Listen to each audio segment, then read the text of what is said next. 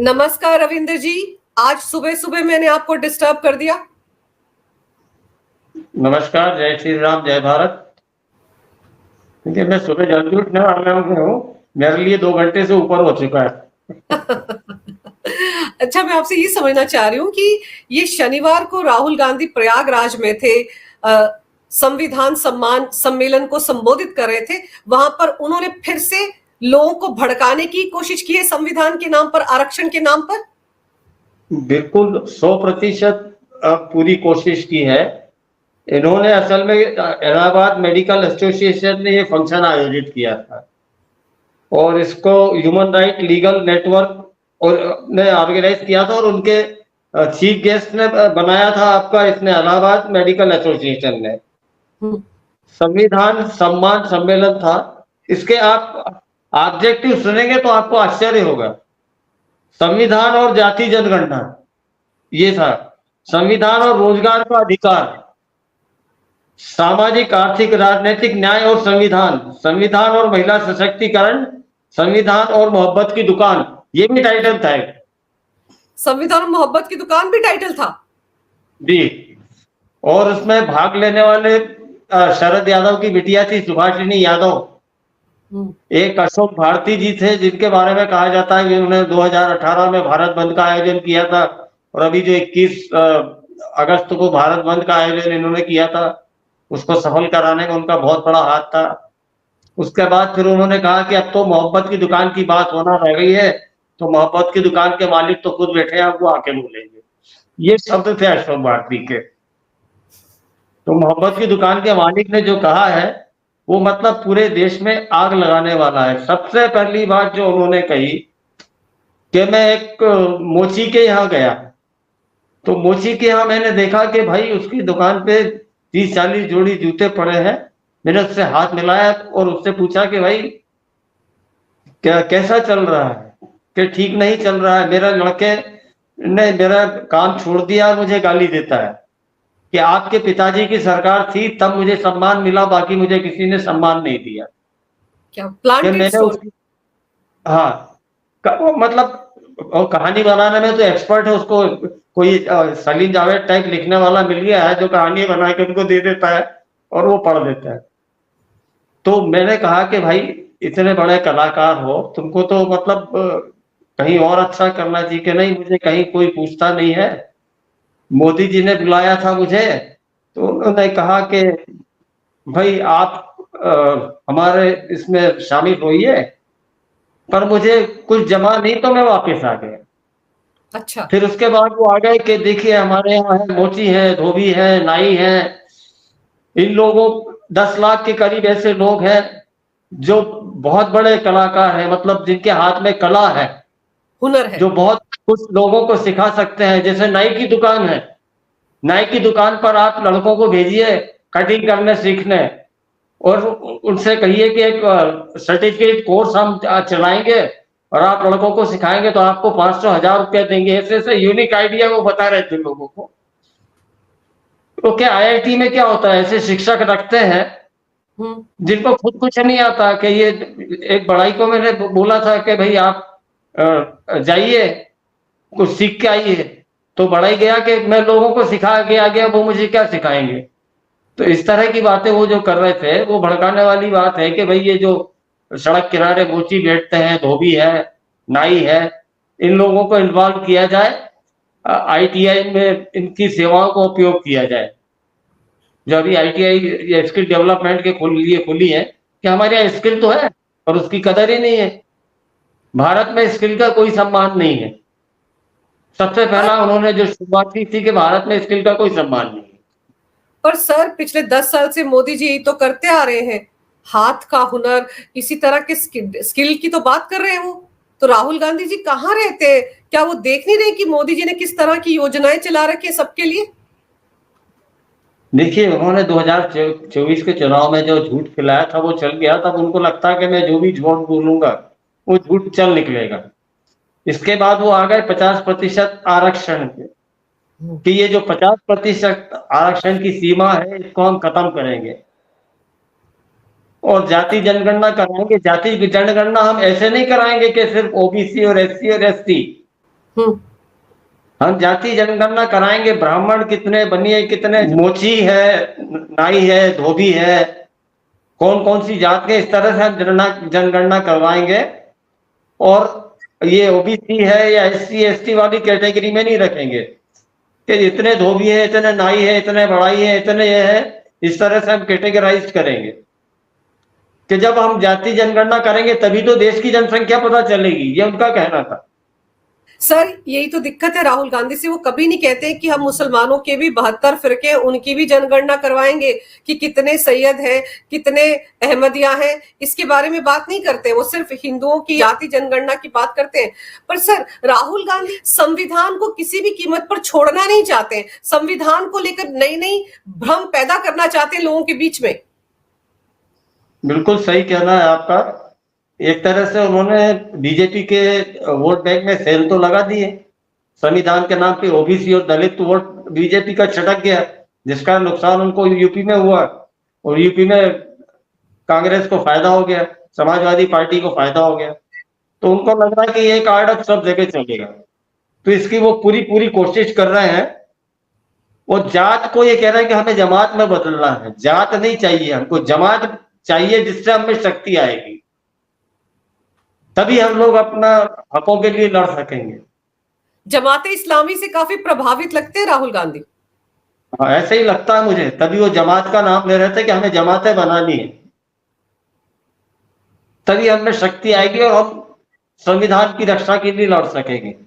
आपको क्या लग रहा है कि राहुल गांधी एक तरफ कहते हैं कि संविधान बचाओ, दूसरी तरफ संविधान के दायरे में रहकर आर्टिकल 370 को हटाया गया जम्मू कश्मीर से।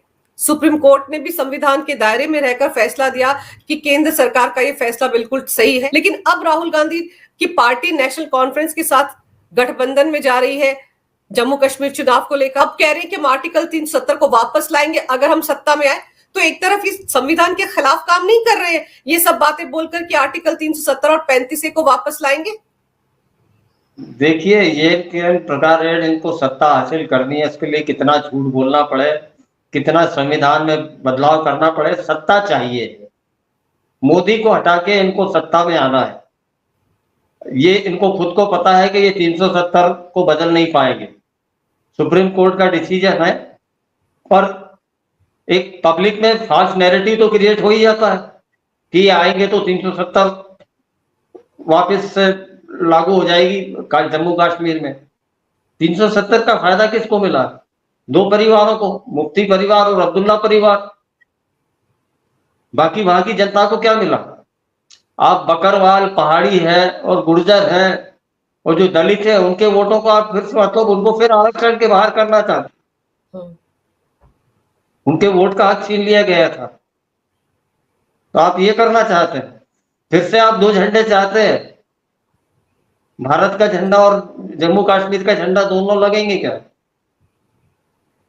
आप चाहते हैं कि पत्थरबाजों को और आतंकवादियों को फिर से सरकार में शामिल किया जाए? भाई 2014 में जो बीजेपी ने सरकार बनाई थी महबूबा मुफ्ती के साथ, तो वो एक प्लानिंग के तहत बनाई थी। उनको ये देखना था कि प्रशासन में कहाँ कहाँ दीमके बैठी है जो इसको चट कर रही है। जब उनका काम हो गया तो उन्होंने उनसे गठबंधन तोड़ लिए। धारा 370 लागू करने में जो बीजेपी ने सरकार बनाई थी उसका बहुत बड़ा हाथ रहा, और इसमें अमित शाह और अजीत डोभाल ने पूरी फील्डिंग की है, तब जाके सारा खेल हुआ। तो 370 तो बदल नहीं पाएंगे ना, मतलब एक देश और दो झंडे और दो विधान तो चलेंगे नहीं, खत्म हो चुका है वो। ये सिर्फ एक झूठा नैरेटिव क्रिएट करने की कोशिश कर रहे हैं वोट बटोरने के चक्कर में। वो मुझे नहीं लगता कि इसमें इनको सफलता मिलेगी, क्योंकि अब्दुल्ला परिवार से और मुफ्ती परिवार से आम कश्मीरी बहुत त्रस्त रहा है। नेशनल कॉन्फ्रेंस के ही नेता फारूक अब्दुल्ला कहते थे कि पाकिस्तान ने चूड़ियां नहीं पहन रखी, उनके पास तो एटम बॉम्ब भी है और उनके साथ तो बातचीत भी करनी चाहिए। तो क्या कांग्रेस पार्टी उनके साथ अगर मिलकर चुनाव लड़ रही तो उनकी सारी बातों से इत्तेफाक रखती? ये सवाल तो अमित शाह ने भी पूछा था कि कांग्रेस अपना स्टैंड क्लियर करे। देखिए, कांग्रेस का स्टैंड सीधा सीधा यह है कि हमें सत्ता चाहिए, किसी भी बहाने मिले, पाकिस्तान से हाथ मिलाना पड़े। मैंने आपका वीडियो देखा था जिसमें सलाउद्दीन चौधरी बता रहे थे कि ये आईएसआई से मिले हुए हैं गांधी परिवार। अभी तो उसका जवाब इनको दिया नहीं, कहीं सोशल मीडिया पे किसी कांग्रेसी का कोई स्टेटमेंट नहीं आया, बिल्कुल। फंडा ही नहीं छापा है किसी ने कि ये जो खबर है झूठी है। ये पाकिस्तान के साथ ट्रेड खोलने की बात कर रहा है, इसका मतलब आप चाहते हैं कि वहां से व्यापारी के रूप में पाकिस्तानी आतंकवादी घुसे देश में। ये सारा झूठा नैरेटिव फैलाने का चक्कर है, सत्ता हासिल करने की एक्सरसाइज है, इसके अलावा कुछ नहीं। आप सही कह रहे हैं कि जो बांग्लादेश के पत्रकार हैं सलाउद्दीन शोएब चौधरी, वो धड़ाधड़ एक के बाद एक करके गांधी परिवार को टारगेट कर रहे हैं, उन पर आरोप लगा रहे हैं सबूतों के साथ। वो तो ये दावा करते हैं कि एक बार नकारे तो सही वो कि ये आरोप झूठे हैं, तो वो सबूतों के साथ आएंगे। लेकिन उस पर तो कांग्रेस पार्टी को सांप सूंघ गया, कोई कुछ कह ही नहीं रहा है। देखिए, उन्होंने तो ये भी कहा था कि भाई मैंने सिर्फ इस परिवार पर नहीं, अमेरिका और ब्रिटेन के कई बड़े बड़े लोगों पर भी आरोप लगाए, तो ये भी कोर्ट में चले जाए, सलाउद्दीन चौधरी को कोर्ट में खींचे, मानहानि का दावा कर। अभी तक तो कोई 2 दिन हो गए, कोई इन पे एक्शन नहीं हुआ, कांग्रेस की तरफ से कोई प्रतिक्रिया नहीं आई है। इसका मतलब कहीं ना कहीं दाल में काला है। उनके जो अखबार का नाम है ब्लिट्स, हमारे हिंदुस्तान में भी एक निकलता था, आर के करंजिया चलाते थे ब्लिट्स, और वो उसमें नेहरू जी की बहुत बखिया उधेड़ते थे, पर नेहरू जी कभी उसमें मानहानि का दावा नहीं कर पाए, क्योंकि वो तथ्यों के साथ सारी बातें रखता था। तो इनके पास सारे तथ्य मौजूद हैं, तभी ये इतने बड़े दावे कर रहे हैं, तभी इनके ऊपर कोई केस नहीं चल पाया बांग्लादेश में। कांग्रेस इस वक्त ऐसा लग रहा है बैकफुट पर चली गई है। अगर हम हिंडनबर्ग की रिपोर्ट की बात करें तो जैसे रिपोर्ट आती है उस पर भरोसा करके तुरंत राहुल गांधी प्रेस कॉन्फ्रेंस कर देते हैं। लेकिन इतने बड़े इल्जाम उन पर लग रहे हैं, बांग्लादेश के एक पत्रकार बार बार उन पर आरोप लगा रहे हैं, तो राहुल गांधी जो एलओपी है उनकी जिम्मेदारी बनती है।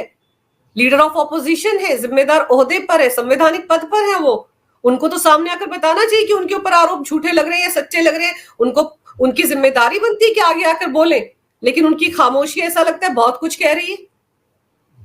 कहा तो ये लोग भी हर छोटी मोटी घटना पे प्रतिक्रिया देते हैं अपनी, सीधा सीधा प्रधानमंत्री को दोष मढ़ देते हैं, इस पे कहीं कोई प्रतिक्रिया नहीं है, ना सोनिया गांधी की, ना प्रियंका गांधी की, ना राहुल गांधी की, ना उनके ना उनके आसपास, ना उनके लेफ्टिनेंट जो है वेणुगोपाल की या कांग्रेस अध्यक्ष की, किसी की कोई प्रतिक्रिया नहीं है। इसका मतलब ही यह है कि कहीं ना कहीं कुछ तो है, कि ये मुंह खोलेंगे तो ऐसा ना हो कि कहीं और बहुत सारे रहस्य सामने आ जाए। सर, डॉक्टर सुब्रमण्यम स्वामी भी तो पिछले 10-15 साल से यही सारी बातें तो बोलते आ रहे हैं। उनके सोशल मीडिया पर कितने, यूट्यूब पर कितने वीडियोस हैं जिसमें वो यही सवाल उठाते थे। बिल्कुल, उन्होंने 2007 का एक पेपर भी पेश किया जिसमें बोर्ड ऑफ डायरेक्टर में राहुल गांधी का नाम है, इंग्लैंड की एक फर्म में। और बोर्ड ऑफ डायरेक्टर में आप तभी हो सकते हैं जब उस देश के नागरिक हो। तो ये तो कई सालों से चल रहा है, सरकार को इसका संज्ञान लेना चाहिए, सुप्रीम कोर्ट को लेना चाहिए, चुनाव आयोग को लेना चाहिए। हमारी संस्थाएं सब चुपचाप बैठी हुई है। सर, ताजुब की बात तो ये हो रही है कि कांग्रेस तो चुप है, चलिए उनकी चुप्पी समझ में आती है, लेकिन बीजेपी भी इस मुद्दे को हवा नहीं दे रही है। बीजेपी के भी शायद एक आध किसी नेता ने ये जो ब्लिट्स अखबार है इसकी प्रतियां राहुल गांधी के दफ्तर तक पहुंचाई है, शायद कल परसों ये हुआ है, लेकिन इसके अलावा बीजेपी ने भी इसको अभी तक कोई बड़ा मुद्दा नहीं बनाया। ना किसी बीजेपी के बड़े प्रवक्ता का कोई स्टेटमेंट आया है, ना इस पे उन्होंने कोई प्रेस कॉन्फ्रेंस की है। कम से कम एक प्रेस कॉन्फ्रेंस तो कर लेते। बिल्कुल, सरकार के दिमाग में कुछ और चल रहा है, वो इंतजार कर रहे हैं कि और कितने रहस्य खुल के सामने आते हैं ताकि एक साथ इनको पकड़ा जाए। छुटपुट जो आरोप लग रहे हैं उसके बजाय कोई बड़ा धमाका हो, फिर इनको धरा जाए। शायद सरकार ये इंतजार कर रही है।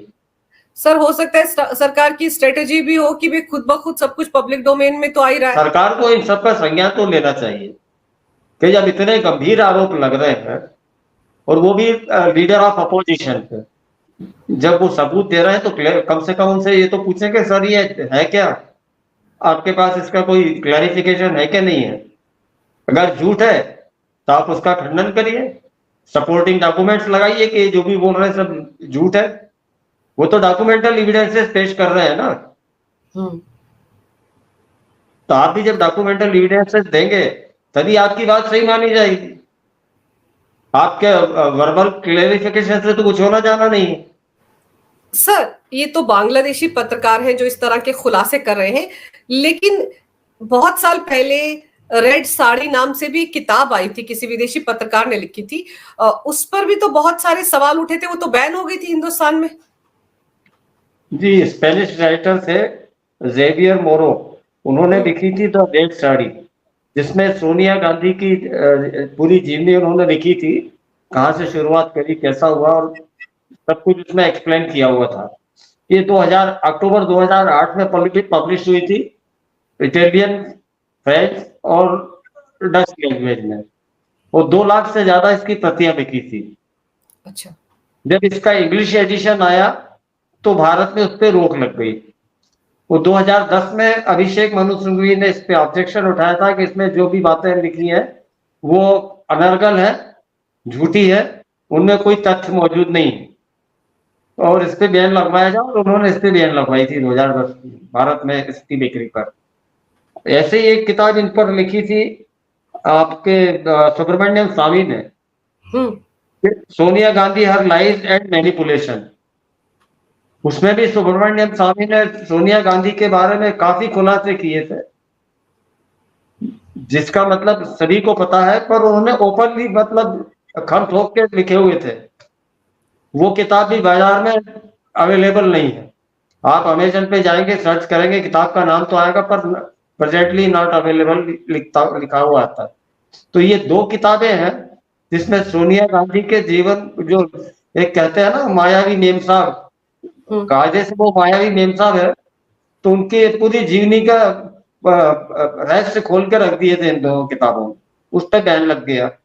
अब ब्लिट्ज ने खोला है तो देखते हैं क्या करते हैं ब्लिट्ज के पत्रकार के साथ। अभी तक तो प्रतिक्रिया आई नहीं है, हम लोग तो इंतजार कर रहे हैं कि कुछ हंगामा हो। अब सरकारी पार्टी भी जो है बीजेपी चुपचाप बैठी हुई है, जबकि ये ऐसा मुद्दा था कि इसको तो हाथों हाथ लेके सड़कों पर उतर जाना था। आईएसआई वाला मामला ऐसा है कि जो देश की सुरक्षा को लेके बहुत गंभीर मसला है। बिल्कुल। एक विदेशी जासूसी एजेंसी से अगर आपके संबंध है तो आप पे तो देशद्रोह का मुकदमा चलना चाहिए। पता नहीं सरकार क्या कर रही है, आगे क्या प्लानिंग करना चाह रही है कि पूरा पब्लिक डोमेन में आ जाए, उसके बाद कुछ किया जाए। और फिर सर, अभी 10 सीटों पर उपचुनाव भी होने हैं उत्तर प्रदेश में, क्या पता उसी के लिए वो इस तरह का रायता फैला रहे हो। बिल्कुल उसी के लिए सारा रायता फैला रहे हैं, वही ओबीसी और जो दलित है वो वोट उनके साथ बंधा रहे, इसलिए ये सारा खेल खेल रहा है। वो मुझे लगता है कि ये जो 10 सीटें का चुनाव हो रहा है ये बीजेपी के लिए अगली परीक्षा से कम नहीं है। हालांकि आरएसएस और योगी जी की मीटिंग हुई है, अब उसका क्या नतीजा निकलता है, क्योंकि आरएसएस ने हाथ खींच लिया था चुनावों से, तो उसका परिणाम तो भोगना पड़ा था। तब आने वाले चुनाव बताएंगे कि राहुल गांधी को सफलता मिलती आग लगाने में, या आरएसएस और योगी मिलके कुछ कमाल करते हैं यूपी की 10 सीटों पर। और अब तो अगर 10 उपचुनाव सिर पर है उत्तर प्रदेश में, और प्रयागराज में जाकर राहुल गांधी ऐसी बातें करते, तो कहीं ना कहीं योगी जी को तो इस बारे में सोचना ही पड़ेगा।